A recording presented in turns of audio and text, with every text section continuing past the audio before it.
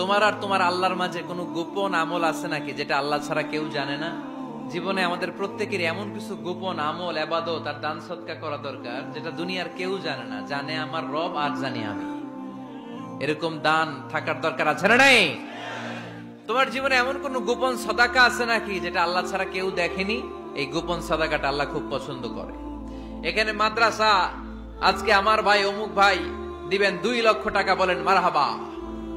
এটা উনি আল্লাহর জন্য দিতে পারে, মারহাবার জন্য দিতে পারে, ঠিক কিনা?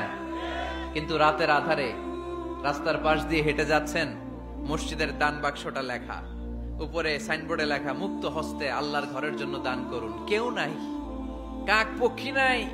রাত বাজে 2টা, হঠাৎ করে পকেট থেকে 1000 টাকার বা 100 টাকার কচকচে নোটটা আপনি দান করে দিলেন। ওই দানটা 1 কোটি টাকার দানের চেয়েও বড় দান। কারণ দুনিয়া